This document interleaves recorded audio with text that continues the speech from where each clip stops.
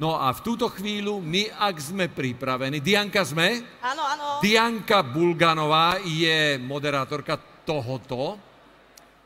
tejto pasáže. Argumentačného súboja. Voláme to argumentačný, to bude nové battle? Áno, áno. A kto bude v súboji? Už vieme, tá pani? Áno, to bude Robot Furhead a protistranu budú tvoriť dvaja naši najúspešnejší debatéri, Helena a Jakub, ktorí vyhrali debatnú ligu v minulom roku. No, a oni sú argumentačne silní. Veľmi. A oni prosto budú debatovať. A vy budete oponovať? Ako keby, alebo vy budete iba... Lebo ja viem súhlasiť perfektne. So všetkým. Oponovať už menej. No, my najradšej oponujeme. Ako debatéri to máme v krvi. Výborne. A toto sú debatéri na slovo vzatý. Dianka, je to vaše. Nech sa páči. Nepochybne veľmi zaujímavé. Ďakujem pekne. Tak teda ešte raz, ahojte všetci, ja som Diana, pracujem v Slovenskej debatnej asociácii a budem moderovať tento argumentačný súboj. Ešte predtým, než začneme, tak by som vám naozaj veľmi v skratke rada predstavila Slovenskú debatnú asociáciu a debatu, aby ste to lepšie nacítili a možno teda aj lepšie porozumeli tomu, čo sa tu bude diať. Slovenská debatná asociácia je neziskovka, pracujeme so základoškolákmi a stredoškolákmi, učíme ich kritické myslenie prostredníctvom debaty. Debata je podľa nás najefektívnejší nástroj rozvoja kritického myslenia, pretože spĺňa jeden z najzákladnejších predpokladov rozvoja kritického myslenia a to je teda to, že sa na jeden a ten istý problém pozeráme z oboch strán. Čiže napríklad, ak sa rozprávame o tom, či by uniformy mali byť povinné na základných a stredných školách, tak sa pozeráme na to, aké pozitíva, ale aj aké negatíva by to prinieslo do reálneho života detí a mladých ľudí.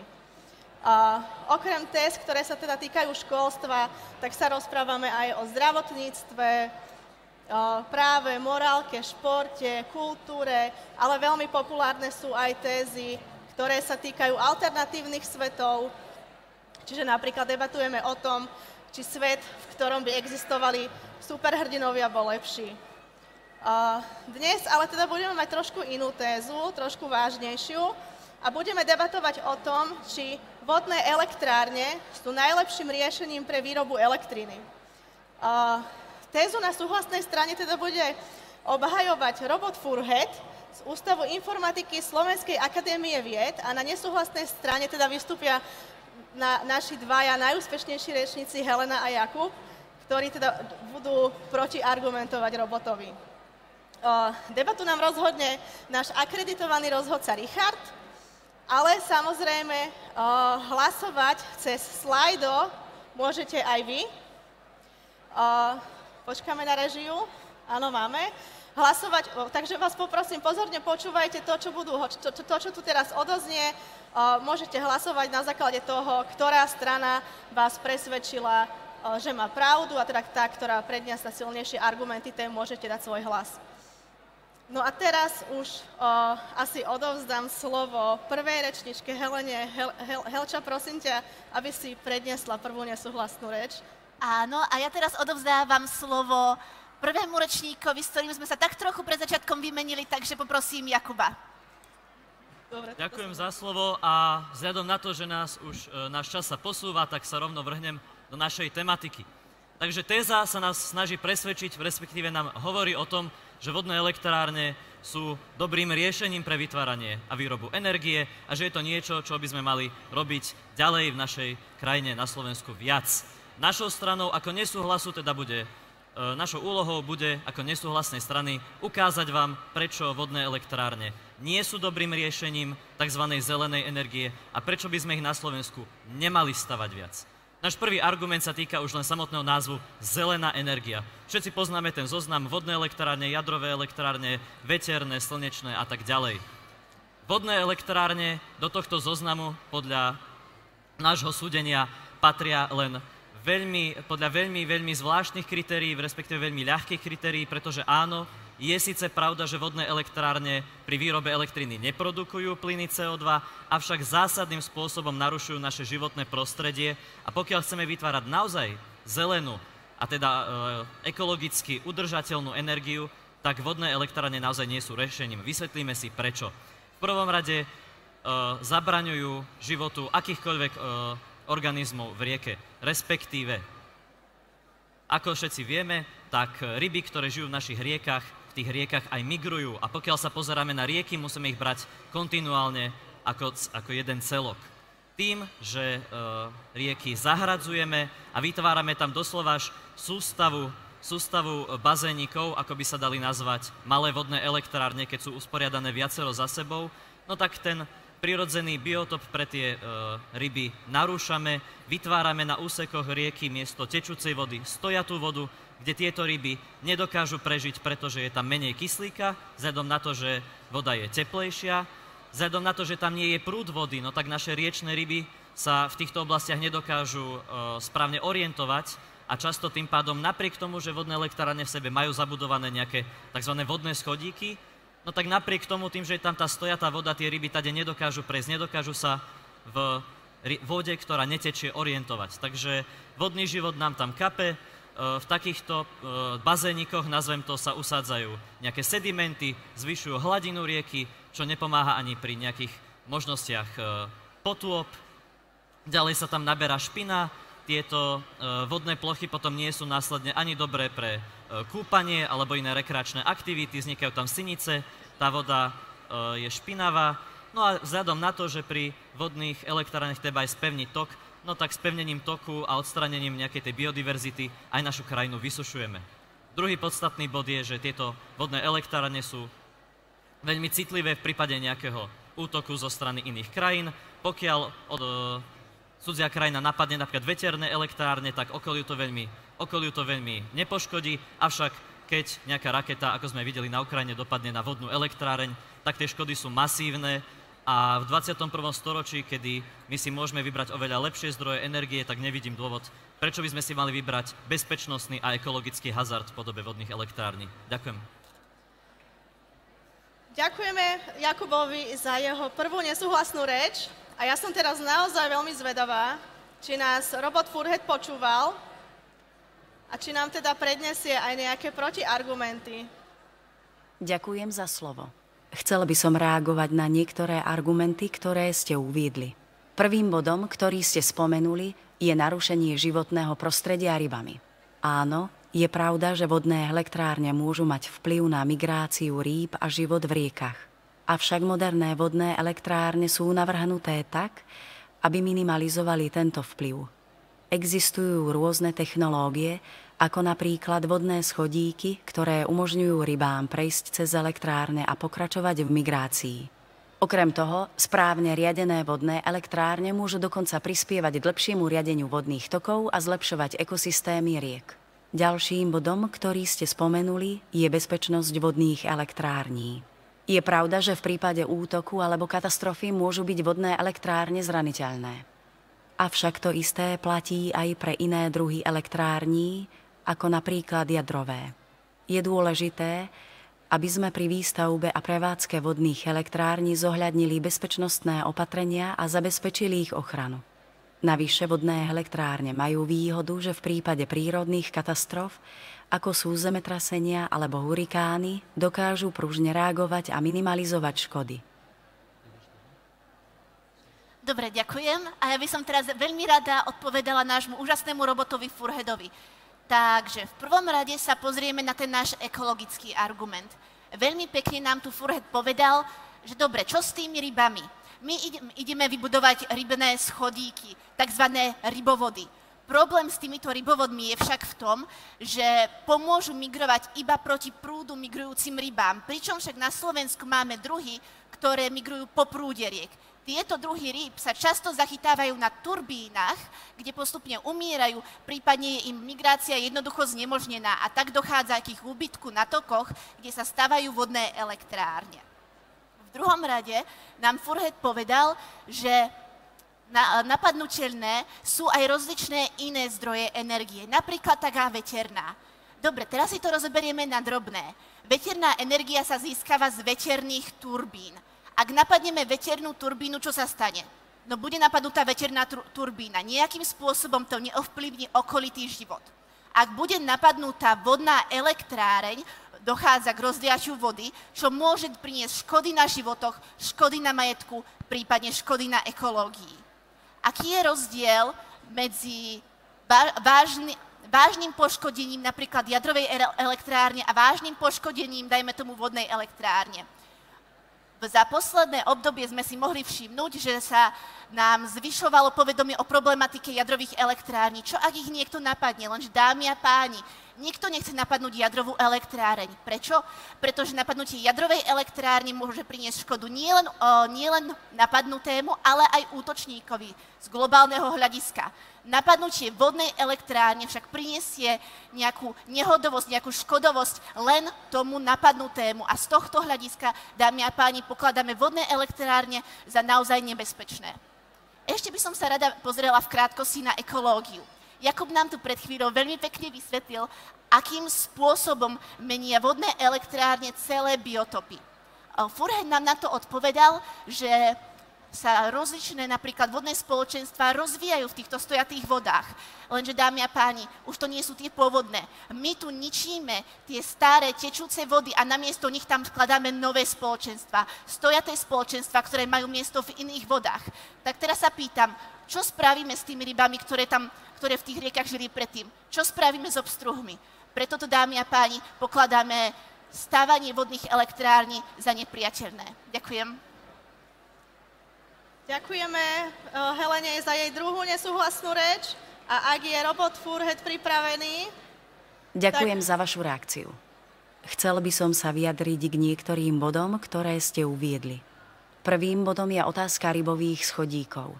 Súhlasím s vami, že niektoré druhy rýb migrujú po prúde rieky a rybové schodíky nemusia byť pre ne dostatočné. Avšak existujú aj iné opatrenia, ako napríklad rýbym rampám, ktoré umožňujú rybám prejsť aj v prúde rieky.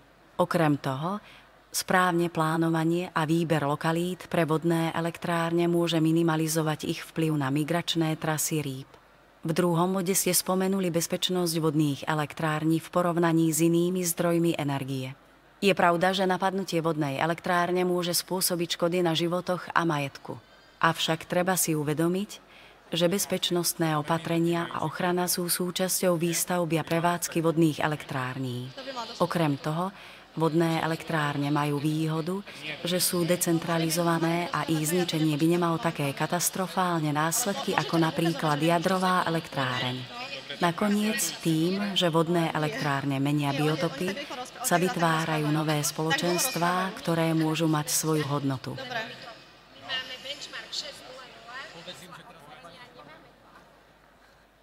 Môžeš. Ďakujem za slovo, tak budem v poslednej reči za nesúhlasný tým reagovať na nášho Furheada. Opäť začneme ekológiou, skončíme pri bezpečnosti. Prvá vec, ekológia. Áno, je pravda, že v stojatých vodách pri vodných elektrárniach rybári nasádzajú nové druhy sladkovodných rýb, ktoré sú uspôsobené tomuto prostrediu. Avšak ani taký kapor vám dlho pri vodnej elektrárni nevydrží, pretože vzhľadom na to, že takéto vody sa rýchlo znečistia a raz za čas ich treba kompletne vypustiť, no tak ani tieto ryby tam nežijú príliš dlho.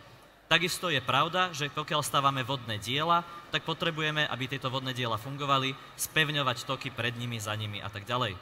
Spevňovanie vodných tokov je niečo, s čím máme na Slovensku veľký problém, pretože to narúša biodiverzitu. Tým, že je vodný tok pevný, no tak tam nevznikajú rôzne také tie všetky prírodné faktory, ktoré sú dôležité preto, aby sa tam vyvinul prírodzený život, nejaké malé zvieratka, mikroflóra, napojenie na okolitú prírodu, veľmi dôležité sú napríklad opadané listy zo stromov a tak ďalej. My si uvedomujeme, že vodné elektrárne sú výborná a stabilná možnosť, čo sa týka výroby energie. Avšak, žijúc v 21.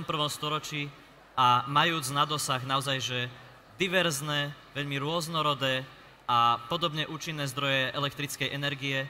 Napríklad jedným z veľkých výhod vodných elektrární je to, že môžu byť nainštalované niekde, kde sa neoplatí ťahať elektrické káble. Na to isté sa dá použiť fotovoltika. Pokiaľ chcete mať zabezpečený stály príjem elektrickej energie, dá sa to spraviť s tým, že ťaháte z rôznych zdrojov. No a okrem iného tu máme napríklad aj jadro. Stále tým pádom platí, že vodné elektrárne nám narušujú naše životné prostredie tým, že vytvárajú pevné korytá riek, ktoré odplavujú vodu z nášho prostredia, no tak aj vysúšajú okolitú krajinu, prichádzame tým o lužné lesy, prichádzame tým o mokrade a tak ďalej. No a potom je tu samotná bezpečnosť. Ako sme si povedali, vždy je riziko, že keď postavíte nejakú elektráreň, že ju nepriateľ napadne, avšak žiadna elektráreň nepredstavuje také veľké riziko ako vodné elektrárne. Takže dámy a páni, môžeme si zvoliť medzi prístupom ako z 50. rokov 20. storočia a vybrať si vodné elektrárne, pretože sú stabilné a nespôsobujú CO2, čo na prvý pohľad znie dobre, alebo si môžeme dovoliť trochu viac než len základné podmienky, byť náročný na to, akým spôsobom našu krajinu spravujeme, spravovať ju ekologicky a za každých podmienok bezpečne. Ďakujem. Ďakujeme Jakubovi za tretiu nesúhlasnú záverečnú reč a poprosím, aby nám aj zo súhlasnej strany debatu uzavrel Robert Furhet. Ďakujem za vašu reakciu. Chcel by som sa vyjadriť k niektorým bodom, ktoré ste uviedli. Prvým bodom je otázka ekológie a biodiverzity. Je pravda, že vodné elektrárne môžu mať vplyv na životné prostredie a biodiverzitu. Avšak moderné vodné elektrárne sú navrhnuté tak, aby minimalizovali tento vplyv. Existujú rôzne opatrenia, ako napríklad umožnenie migrácie rýb, monitorovanie vplyvu na životné prostredie a ochrana biodiverzity. Okrem toho, vodné elektrárne môžu byť kombinované s ďalšími opatreniami na ochranu životného prostredia, ako napríklad obnovu mokradí alebo vytváranie rybníkov pre ohrozené druhy. Druhým bodom je bezpečnosť vodných elektrární. Je pravda, že žiadna elektráreň nie je úplne imúna voči útokom alebo katastrofám. Avšak vodné elektrárne majú výhodu, že sú decentralizované a ich zničenie by nemalo také katastrofálne následky ako napríklad jadrová elektráreň. Okrem toho, moderné vodné elektrárne sú navrhnuté tak, aby odolali extrémnym poveternostným podmienkam a mali bezpečnostné opatrenia na minimalizovanie rizika. Je dôležité si uvedomiť, že vodné elektrárne nie sú jediným riešením pre výrobu energie, ale môžu byť súčasťou mixu rôznych zdrojov. No, super. To bola posledná súhlasná reč a neviem, či ste stihli to slajdo, že či ste hlasovali. Môžeme sa pozrieť, keď tak. A no, super, tak veríte viac debatérom, vyzerá to tak. Uvidíme, a 50 na 50. Dobre, každopádne, túto debatu nám rozhodne akreditovaný rozhodca Richard, ktorý teda je na to, má na to kompetencie. Ríško, poprosím ťa teda, ako si rozhodol. Dobre, ďakujem za slovo. V tejto debate sme mali dve veľké veci, o ktorých sme sa bavili, a to bola ekológia a potom to bolo to nebezpečenstvo, ktoré môžu spôsobiť tieto vodné elektrárne alebo prípadne iné elektrárne. No a čo sa týka tej ekológie, tak naši debatéri nám tu poskytli argument o tom, ako je to škodlivé pre napríklad biodiverzitu. Toto je niečo, čo umelá inteligencia do istej miery priznala, ale stále nám hovorila, že máme tu aj iné vodné elektrárne v dnešnej dobe, ktoré už nie sú až tak veľmi škodlivé pre biodiverzitu. Každopádne nevideli sme, alebo teda nepočuli sme žiadny argument, že prečo vlastne sú najlepšie pre biodiverzitu v porovnaní s inými typmi elektrární. Zároveň, prečo toto nebolo ani niečo, na čom by som sa ja v debate rozhodoval, bolo to, že ja som nevedel, prečo tento bod je dôležitý. Ja si myslím, že tu ste všetci ľudia, ktorí si viete predstaviť, prečo je biodiverzita veľmi dôležitá, ale bohužiaľ v tejto debate to nezaznelo ani z jednej strany. Čo bolo teda pre mňa dôležité, bolo to nebezpečenstvo, ktoré mi prišlo intuitívnejšie, dôležitejšie, a tu v tomto prípade AI poskytla iba reakciu, že máme tu nejaké jadrové elektrárne, ale nikdy neznegovala, prečo vodné elektrárne nie sú nebezpečné a sú nebezpečnejšie. A preto za mňa túto debatu vyhral tým ľudia. Super. Máme ešte čas spýtať sa Furheda, čo si o tom myslí? Áno? Tak Furhed, rozhodca rozhodol, že túto debatu vyhrali ľudia, teda debatéri, a ty si prehral. Čo si o tom myslíš? Myslím si, že táto debata bola veľmi zaujímavá a obaja sme priniesli svoje argumenty. Každý máme svoj pohľad a je dôležité, že sme si vymenili názory a argumenty. Aj keď sme sa možno nesúhlasili, je to súčasťou demokratického procesu. Je dôležité, aby sme počúvali a rešpektovali názory druhých a diskutovali o dôležitých otázkach, ako je výroba energie a ochrana životného prostredia. Nakoniec je na každom jednotlivcovi, aby si vytvorilo vlastné stanovisko na základe poskytnutých faktov a argumentov. No, super. Ako si sa cítil pri tejto debate?